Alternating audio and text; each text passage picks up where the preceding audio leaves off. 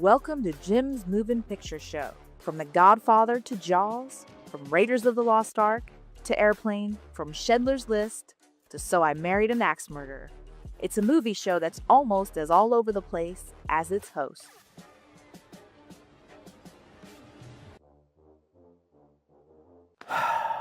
Welcome, everybody.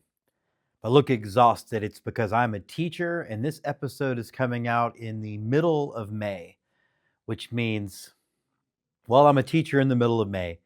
Now, for my particular academic calendar, I teach at a Catholic school, so we start a little bit earlier. So where I am at when this episode comes out is basically the seniors have had their last week. They graduate in a few days, and then it's our last week before finals, which also means for me in the film department, our last week of getting things edited, getting everything put together, and then in those projects that are going to carry over into next year, finding a spot that we can make sure everything stays safe and together so that way when it comes time to come back in August, we can hit the ground running. There's a lot going on. And I felt like this seemed like as good a time as any for Jim's Movin' Picture Show to go through my top 10 favorite movies about teachers. And honestly, this is one of the best subgenres in film. It's one of the best, particularly like for Oscar bait. Like there's the whole joke in Tropic Thunder about playing someone who's of a certain mental handicapness. I won't use that word. All the words I will use that I'm not supposed to, but that's when I don't. It just feels icky. Unless I'm talking about something like, anyway, we're not even gonna go there. Jessica's going, please don't say that, Jim. So anyway, trying to win an Oscar, playing an inspirational teacher is as good a way as any. And some of the movies on this list absolutely fit that bill. One was definitely an attempt to fit that bill, and one really wasn't trying to do that at all. But here are my favorite movies about teaching, education, all of that fun stuff. And we'll begin with number 10, actually a pretty new movie on this list, and that's the movie Edge of 17. And I like this movie so much because in so many ways, and I've had students tell me this, I'm a lot like Woody Harrelson's character in the movie. I'm kind of gruff with my students sometimes, but they know deep down how much I love them and will do just about anything for them. So coming at number 10, Edge of 17. I didn't have a chance to do the homework last night because, well, I don't know if you know this, but my dad passed away. It's just been really hard to do anything. Date of passing? Sorry? When did he die? 2011. Ooh. Yeah, I have a 1-year expiration date on freebies for the dead and dying. Are you serious? There'll be other opportunities. Your grandparents can't stick around forever. Now, I said there was a movie on this list that was not even trying to win an Oscar, and frankly, I think it should have because it features Mark Harmon in a character named Chainsaw. I'm talking about that most epic of 80s comedies, Summer School. Stuntman. Okay, now this right here isn't gonna bother him because he's insane, okay?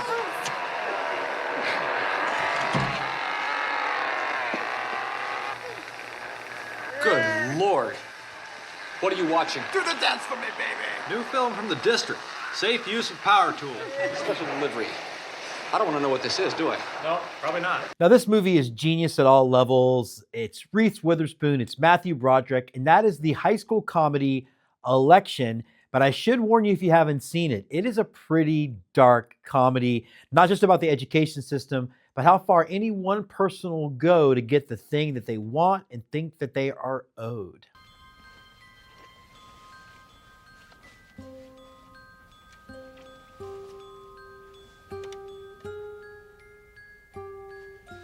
Dear Lord Jesus, I do not often speak with you and ask for things, but now I really must insist that you help me win the election tomorrow, because I deserve it and Paul Metzler doesn't, as you well know. I realize that it was your divine hand that disqualified Tammy Metzler, and now I'm asking that you go that one last mile and make sure to put me in office where I belong, so that I may carry out your will on earth as it is in heaven. Amen. Now, this movie hit me right where I live. I came out at the perfect time. The soundtrack was great. I had a big crush on Moira Kelly, and that is the movie With Honors featuring Joe Pesci and Brendan Fraser. It's about a Harvard bum and learning those important lessons not always taught in a classroom. No, I'm a bum. There are no bums. There are only the financially challenged. No, I'm a bum. But bear in mind, I'm a Harvard bum. You must be the logical result of an open admissions policy. No, sir. My presence here is the logical result of the search for edible garbage. You're here for the garbage. That's right. Colleges produce a lot of garbage. And Harvard produces more than most. What wit. Inspired, no doubt, by wild turkey. You ask for charity, pleading that society has failed you and you need help. But actually, you're quite capable, and what you really want is alcoholic bliss. I would rather drink rubbing alcohol than listen to you, if that's what you mean. Now, I like this movie a lot. I mean, Danny DeVito, Gregory Hines is one of our lost cinematic treasures, and it's about an educator who's having to teach basic training privates. Now, look, this was nothing at all like my basic training experience. I never had to do remedial classes, though. Thank you, St. Pius X High School. But coming in next, the movie Renaissance Man. No,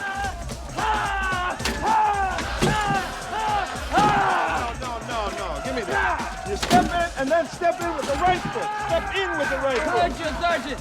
So, what Hamlet's father, the ghost, is telling him that because he was killed, poisoned, in his sleep in the afternoon, with his sin still on his soul, that he can't get a pass straight to heaven. Now, this is the oldest movie on the list, and it's our second one to deal with Harvard. It's also one of the few examples of a movie that had a spin-off series that was just as good as the film, and that is the movie The Paper Chase. Now that you're on your feet, Mr. Hart, maybe the class will be able to understand you. You are on your feet? Yes, I'm on my feet. Loudly, Mr. Hart. Fill this room with your intelligence. Now, will you give us the facts of the case? I haven't read the case. Class assignments for the first day are posted on the bulletin boards in Langdale and Austin halls. You must have known that. No. You assumed that this first class would be a lecture, an introduction to the course. Yes, sir. Never assume anything in my classroom. Mr. Hart, I will myself give you the facts of the case. Now, there's a whole subgenre of movies based on true stories about teachers that go into maybe underprivileged or underdeveloped areas and help bring out the best in their students. And there's a lot of those movies that didn't even make the list. What was the movie that Gangster's Paradise is from?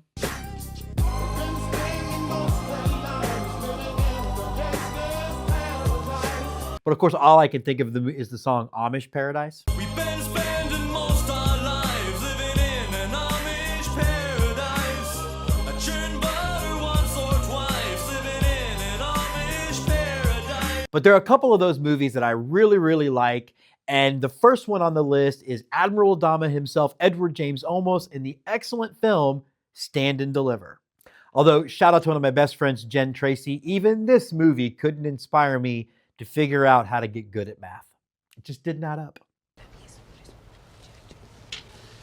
I've seen you do a lot of underhanded tricks, but bringing your abuelita to my house on Christmas time. Come on. I need calculus to take me a good career, Johnny. Something smells good.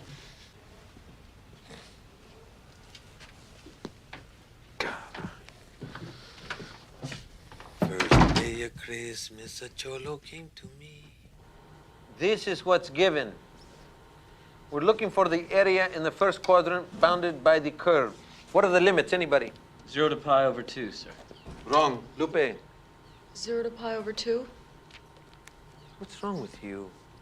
This is review. Kimo, I checked my work twice. I'm giving you the graph. Check it again. No, Kimo, I got the same answer as the gordita. Don't call me gordita, pendejo. I think we all want Morgan Freeman to be our teacher, even if he's tough, even if he sometimes uses a baseball bat as his assistant principal. The movie is Lean on Me. These doors, and I have a duty to inspect this plant. This is not a plant, Chief Gaines. This is my school. If you want to get in here, you'll apply for a pass just like everyone else. You and your TV friends here. What the hell is the bat for? They used to call me Crazy Joe. Well, now they can call me Batman. I got thugs, drug dealers, and deviants of all kinds trying to get into my school.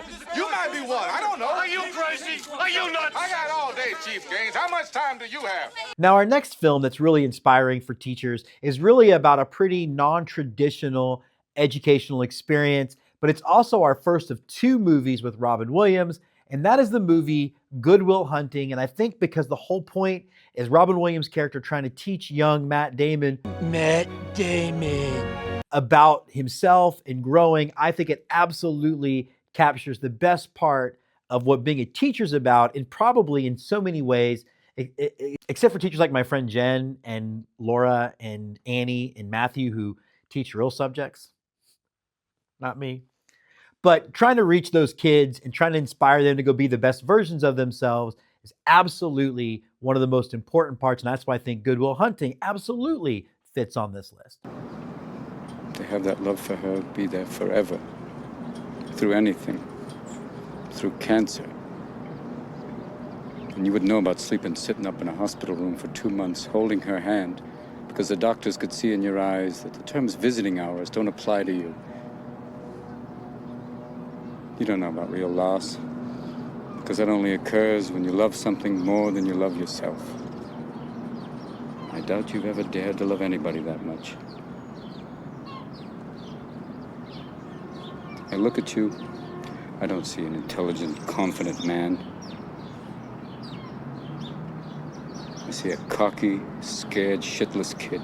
And last but not least, all teachers that are worth their salt anyway, at least me for sure. You want to feel like you've inspired your students. And if I were ever to walk out of a room and a bunch of them were to stand on a desk and say, "Oh, Captain, my Captain," I would absolutely love that. I'm very much inspired by the movie Dead Poets Society. And, you know, who doesn't love that movie? As tragic as it is, it's a beautiful film. And another one of those movies that really showed us that Robin Williams was so much more than Mork from Ork.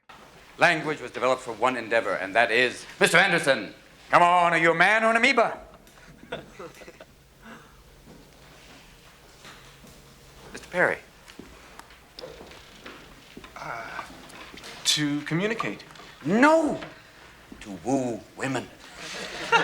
Today we're going to be talking about William Shakespeare. Oh, God. I know. A lot of you look forward to this about as much as you look forward to root canal work. We're going to talk about Shakespeare as someone who writes something very interesting. Now, many of you have seen Shakespeare done very much like this.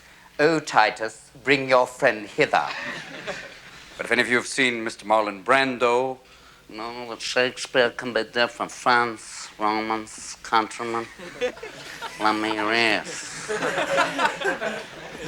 You can also imagine maybe John Wayne as Macbeth going, "Well, is this a dagger I see before me?" You see, kids, there was a sitcom called Mork from Ork, and it was a spinoff of Happy Days, which is weird. But yeah, he played an alien, which from all accounts of Robin Williams in real life might not have been acting. Mork calling Orson, come in, Orson. Mork calling Orson, come in, Orson. Mork calling Orson. Come in, Orson. What are you doing? Oh, I was doing a little shadow boxing. Since there are no shadows in my mind, I was punching thoughts. I didn't know you had any. Oh, just one, and little sucker's hiding in my subconscious. So that does wrap up this edition of Jim's Movin' Picture Show. If you like what we're doing in Twitchy Dolphin Media, press that like, subscribe button, leave a comment, tell your friends, tell your enemies, tell your frenemies. We will see you next week with another edition of Jim's Movin' Picture Show as we talk about the most heavy of subject, and that is Memorial Day and some of my favorite movies that reflect military service.